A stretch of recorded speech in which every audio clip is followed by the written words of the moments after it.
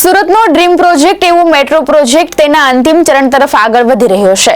₹1200 કરોડના ખર્ચે સાકાર થઈ રહેલા સુરતના ડ્રીમ પ્રોજેક્ટ એવો મેટ્રો રેલનું કામ હવે અંતિમ ચરણ તરફ આગળ વધી રહ્યું છે। મજુરા ગેટથી ડ્રીમ સિટી વચ્ચેનો મેટ્રોનો એલિવેટેડ રૂટ તૈયાર છે અને ટૂંક સમયમાં બિછાવવાનું કામ પણ પૂર્ણતાના આરે છે।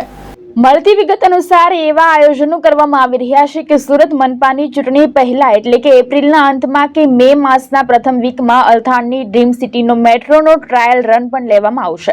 આ ટ્રાયલ રન માટે મેટ્રો ટ્રેનનો એન્જિન સાથેનો 3 કોચનો પહેલો સેટ એટલે કે ટ્રેન સુરત આવી પહોંચી છે।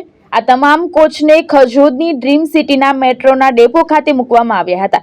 અલથાણ અને ડ્રીમ સિટીના સ્ટેશન મોટાભાગે તૈયાર થઈ ગયા છે, જેને પગલે હવે એપ્રિલ માસના અંતમાં કે મે માસના પ્રથમ સપ્તાહમાં અલથાણથી ડ્રીમ સિટીનો મેટ્રોનો ટ્રાયલ રન કરવા માટેની તૈયારીઓ કરવામાં આવી રહી છે, જેને માટે આ એન્જિન સાથેના 3 કોચ સુરત આવી પહોંચ્યા છે, જેને ડ્રીમ સિટીના મેટ્રોના ડેપોમાં મૂકવામાં આવ્યા હતા।